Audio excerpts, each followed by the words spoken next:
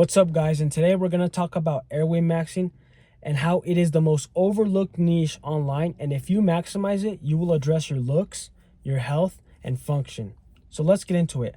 How do you know if you need to airway max? This is for people who have obstructive sleep apnea from a narrow nasal passageway and a narrow throat passageway, okay? And you notice this when you sleep and wake up. If you feel like you're tired all the time waking up, you never feel rested, this is step one into getting a sleep study and confirming you have sleep apnea. Because once you have a confirmation, you can go down this rabbit path of getting the surgeries to airway max, and these surgeries will address everything I've already listed. So first, how can we tell we need it just by looking at our face? First, for expansion. For expansion, if you have a very narrow face like I did, which was like more compact this way, a more slim nose, a narrow smile, and by narrow smile I mean you have very little teeth show in terms of broadness when you smile. Like, for example, see how many teeth you can see?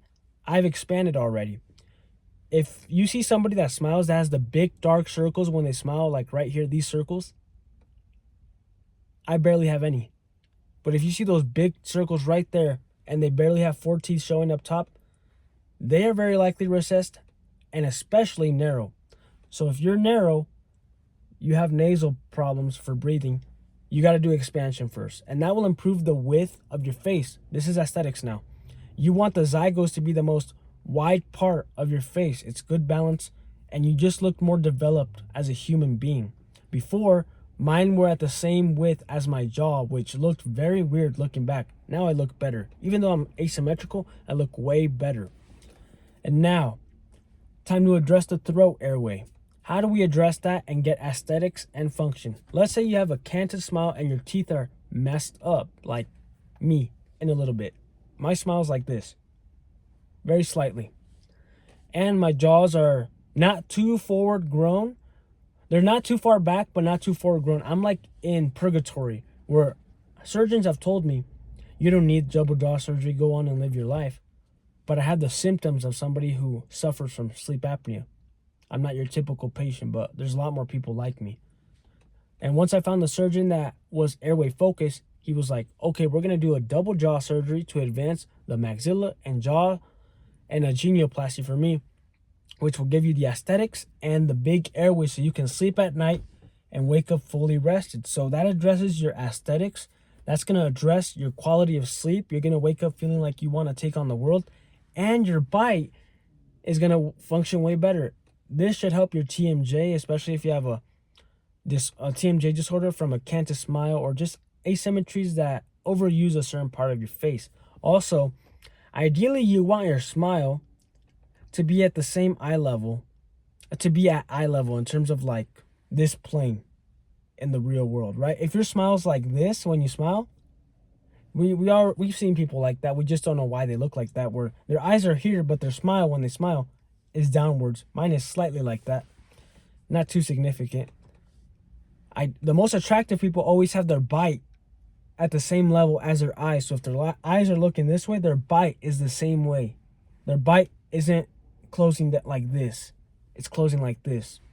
No, most people don't know about this, but it's subtle changes like this that make a drastic improvement in your life in terms of looks, sleep quality, and function, right? You don't want to wear out your teeth from an incorrect bite. This is where function comes to play. So how do we go about doing all these procedures? So first, if you fit these profiles, like a narrow face, recessed jaws, you have a big nose, but it's not really a big nose. You just have a small face in general, and it makes your nose look proportionally big, right? Or even a hooked nose, could be ethnic, but it's really about having a small face relatively to your nose. If you fit all these profiles like I mentioned, first you want to do an at-home sleep study. Order it from Lofta, which is what I did. Once I had the sleep study confirmed that I have sleep apnea, I first went to an orthodontist.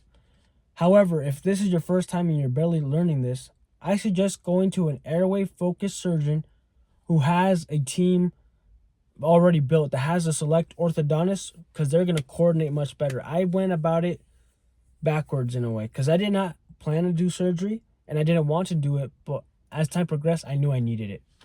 So this is what I did. I had the orthodontist tell me you could benefit from a skeletal expansion. We did the measurements, we looked at the symptoms and the sleep study. Boom.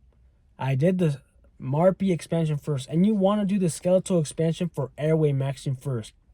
Here's why. Because if you developed or exacerbate, I mean, that's not even a word, magnify the asymmetries in your face from a MARPE, or develop any, like I did, slightly canted smile and maybe some asymmetries up here, who knows. The double jaw surgery will help you fix your posture so your asymmetries will be less noticeable in real life, and actually change your bone structure where the asymmetries developed from expanding are gone. Let's say I expanded and my jaw grew like this, right? If I had done double jaw surgery first and then expanded, it would feel like a stab in the freaking heart, really, because it would be heartbreaking, where I looked pretty good after a double jaw surgery, but doing an expansion afterwards with an asymmetrical result, you would have to do jaw surgery again. So this is the order of operations you have to do. Do the one that's going to potentially have a lot of risk in asymmetries, and then do the one that is corrective of asymmetries. MARPE is not a procedure that is for asymmetries. It's for airway and teeth show. It's not an asymmetry fixer, just an expansion for your nasal cavity and teeth to fix the bite for the most part. But a jaw surgery can address everything: asymmetry, projection, bite, looks, everything. It can address everything. So that's why you got to do the MARPE first. And this is what they don't tell you. If you do a jaw surgery first, you're going to have different fractures along your face. So if you were to expand after a jaw surgery, the pressure could crack one part of your face first and cause other fractures, and then you expand more on one side, and now you're going to screw yourself up. It's horrible. And then you have to do more surgeries. So expansion first to get the width, maximize the width of your face, to get the breathing, to get the broad smile. Broad smile is for aesthetics and function. Get the broader nasal cavity, which will make your nose wider. But most people actually need a broader nose. And honestly, guys, this is true.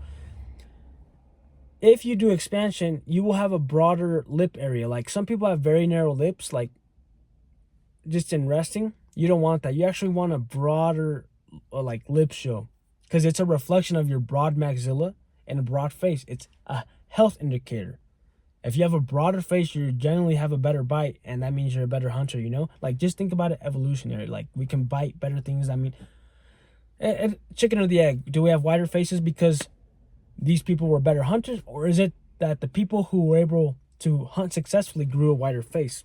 You can believe whatever you want. However, a broader face means you're able to breathe way better through your nose.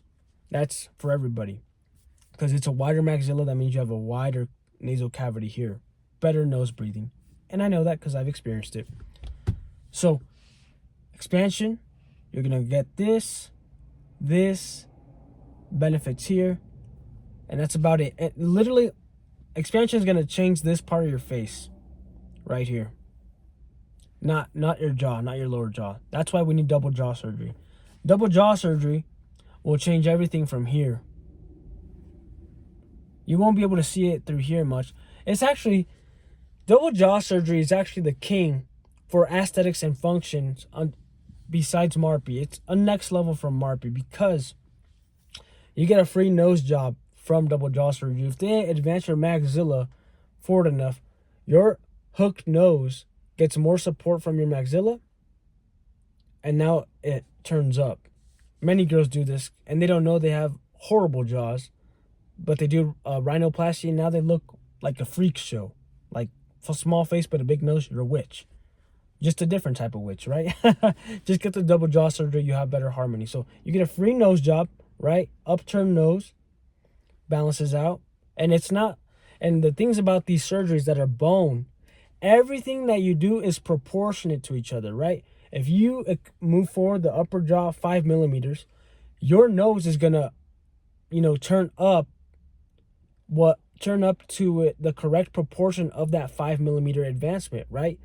People who just do rhinoplasty do the lift of the nose, but they still have the recessed upper jaw. And if you don't have a trained eye, you'll think and say, "Oh, that looks good," but to a trained eye, we know that looks so wrong and so weird, and they actually need a double jaw surgery. So you get a free nose job from a double jaw surgery, or just an upper jaw surgery, but in this case, we're talking about the whole package. You get a free liposuction treatment here, because if you have a really recessed jaw, you're always gonna have a double chin, right?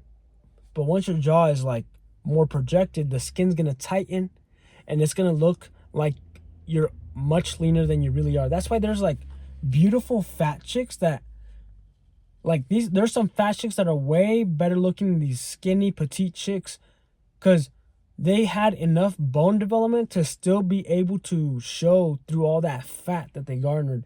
That's why if you see an attractive fat chick, I'm talking about near obese or obese, and they still have a good face, I'm not saying to bag that chick, because there's more, you don't want that, but if they lost weight, they would be the best looking woman on the planet, or close to the best looking woman on your town or gym, whatever. Because if they look that good with all that fat covered on them, because they have such good bone development, imagine what they look without the fat. See what I'm saying? That's a different topic, but airway maxing. Do the double jaw surgery, do the skeletal expansion to increase the nasal cavity and the throat cavity, or the throat airway if you want to use that. And you will get the projection, you will get the width, you'll get the teeth better aligned, the teeth broadness too. They don't talk about that in clavicular, face IQ, or even the primal communities, because most of these people were already attractive in the first place. They just needed a little bit of tweaks. In my case, I'm literally starting from not the bottom, but kind of, because I actually had to do these for medical reasons. So I've experienced the glow ups and the asymmetries and the nuances to everything, right? They don't know about the broadness of the smile. That's my point. People with broader smiles, a good example is Margot Robbie. Just look at when she smiles. It's a bunch of teeth showing. Imagine if she had a narrow smile. She has a very square but proportionate face, and her teeth follow, right? You're not going to find... Here's a good example of someone who's a fraud. Look up that guy who pretends to be Superman on Instagram, that's related to not related, but associated with clavicular and androgenic, that looks maxer. Mr. Kent, or the guy who dyes his hair black and wants to be Clark Kent, right? That guy who's on steroids. He has so much fillers that gave him that angular face, but when he smiles, he barely has any teeth showing. That means he never did a jaw surgery or anything. What he really did was a bunch of fillers to fill out his face, to give him that look that he developed actual bone, but it's not bone. It's just a bunch of implants or fillers. I know for a fact it's not jaw surgery, because the bite and the teeth are still narrow before his transformation. That's how you can tell. People won't be able to tell if they don't have this knowledge. But because I know and I've been through this thing, that's a fraud, fake bone development, not real, just a bunch of fillers and implants, if anything. No real bone development. So, back to the main topic, Airway Max, guys. You Airway Max, you get the benefits of aesthetics, function, and what was the last one? Health. Yeah, health. Better breathing, better sleep, better looks, better cell health, mitochondrial health, if you believe in that. Everything. You knock everything out in the park. And then your diet, of course, you got to have a good diet. If you're watching my channel, you likely do a raw primal diet, so you're good. Now it's about changing your bones as an adult. And honestly, to avoid airway maxing, because this is something you don't want to do. This is something that should be prevented. You want to eat a nutritious diet where you develop so much bone and space in your skull area. You don't even have to find YouTubers like us to learn from. You can just go on about your life and live like the top 1% healthy human, where you're oblivious to this because you did it right. Your parents did it right. So if you have children and you don't want to put your kids on braces, you don't want to deal with these future surgeries, because as you age, guys, sleep apnea does get worse. Your tissues are not as tight, and the degeneration just like accumulates where these symptoms do get worse, right? I started feeling this severely at 23 after college. It was bad, but I felt it my whole life, but it got severe enough where I was going crazy and I thought I was losing my crap. Like, what's wrong with me? Like, I feel like I don't look ugly, but I feel like I'm missing something, and it's also connected to my health. Like, there's something that I'm missing. And what was missing was I needed more bone. I needed more width. I needed more bone on the width, for the width of my face, and I need more projection. So step 1 is done. MARPE is done. We're doing orthodontics, and we're gonna prepare for the jaw surgery here next year. And once that is done, guys, this journey is over, and we're on to bigger and better things. And I'll still talk about it to future people who will need this, but that's it, guys. I will make a shorter video just going hard, but this is a more comprehensive video about it. Thank you.